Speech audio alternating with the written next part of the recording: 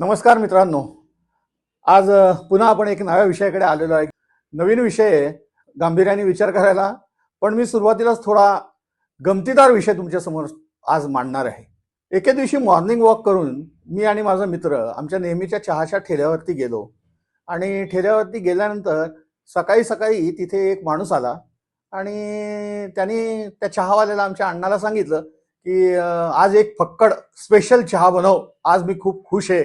कारण का सकाळी सकाळीच मी 800 रुपये छापून आलेलो आहे. 800 रुपये छापून आलेला आहे. मग आमच्या अण्णांनी त्याला विचारलं, काय रे आज सकाळी सकाळी कसं काय एवढे छापलेस?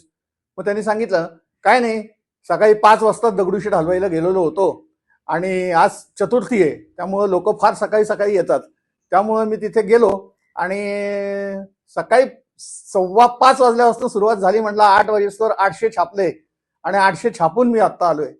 तर त्याचं हे वाक्य ऐकल्यानंतर थोडासा मी अचंबित झालो आणि मी त्याला विचारलं की 800 छापून आला म्हणजे काय? अहो 800 छापले म्हणजे काय, आपला धंदा आहे. म्हणलं धंदा? अण्णाला म्हणलं याचं काय? अहो म्हणे हा भिकारी आहे. म्हणे हो, सकाळी सकाळी 800 रुपये छापून आला? मग तो म्हणला, बघा साहेब, तुम्हाला सांगतो, आपल्याला लबाड बोलायला आवडत नाही, आपण खरं बोलतो.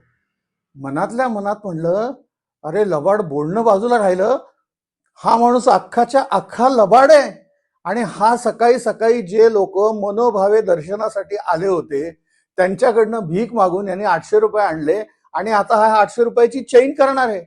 म्हणजे त्या माणसांनी, बिचारांनी एवढ्या प्रामाणिकपणे याला काहीतरी दान द्यायचं म्हणून दान दिलं आणि ह्यांनी चक्क ती कमाई केली आणि शब्द काय वापरतोय? छापून झाले. काय मोठ्या आश्चर्याचा भाग आहे.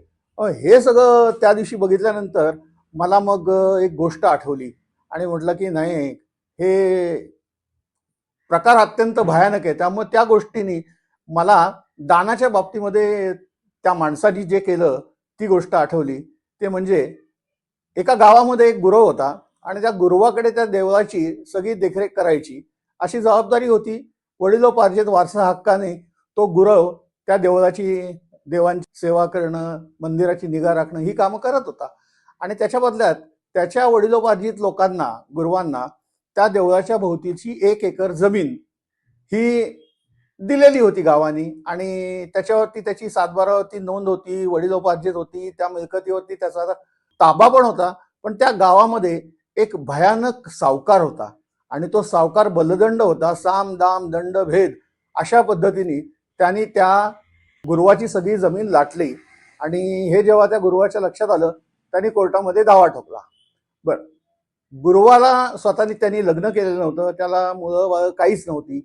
त्यामुळे सगळ्या गावातल्या लोकांचा चर्चेचा विषय झाला की अरे बाबा, तू एवढा सर्वसामान्य माणूस आहे आणि तुला पाठीमागं कोण नाहीये, तर तू त्या जमिनीसाठी कोर्टामध्ये धाव घेतलेली आहेस, पैसे खर्च करतोय, वकिलांना पैसे देतोय आणि तरी सुद्धा हे तू कशासाठी करतोय? कारण तो अतिशय बलदंड माणूस आहे, त्याच्या नादी लागू नकोस. म्हणला नाही, कायदेशीर मी लढाई करणार आहे. आणि त्याप्रमाणे त्यांनी कायदेशीर लढाई काही वर्ष चाललेली होती आणि त्या काही वर्षानंतर या गुरुवाच्या बाजूने न्याय लागला आणि ह्या गुरुवाला न्यायाधीशांनी ऑर्डर काढून सांगितलं की ही जमीन या गुरुवाचीच आहे आणि याच्यावरती सगळा कब्जा ह्या गुरुवाचाच असला पाहिजे. हा निकाल दिला. तोपर्यंत ह्या गुरुवाचे नाही म्हणलं तरी हजारो रुपये केससाठी खर्च झाले होते. निकाल लागल्यानंतर या गुरुवांनी संध्याकाळी ग्रामसभा बोलवली आणि ग्रामसभेमध्ये त्यांनी सगळ्यांना सांगितलं. अतिशय लोक आनंदी झाली होती, हार तुरे घेऊन त्याचं कौतुक करायला आले होते. तर तो म्हटला, मी आजची ग्रामसभा बोलवली आहे ती केवळ एका आणि एकाच गोष्टीसाठी बोलवली आहे. लोक म्हणाले, काय? तर म्हणे, आता ही जी 1 एकर माझ्या नावाची जमीन आहे ही मी आज या ठिकाणी जाहीर करतो आणि याचा कागद पण करणार आहे. ही 1 एकर जमीन मी गावाला दान करत आहे. तर सगळे लोक म्हटले, मग तू इतकी वर्ष भांडलास, झगडलास, संघर्ष केला, मग तू ही जमीन का देतोयस? तर तो म्हणला, नाही, ही जमीन एका अशा माणसाच्या घशात जाणार होती की अतिशय वाईट माणूस आहे आणि मला ती त्याच्या घशात जाऊ द्यायची नव्हती. आणि म्हणून त्यावेळेस तो गुरव काय म्हणाला होता, दान करायचं असेल तर दान देखील ना सत्पात्रीच करायला लागतं.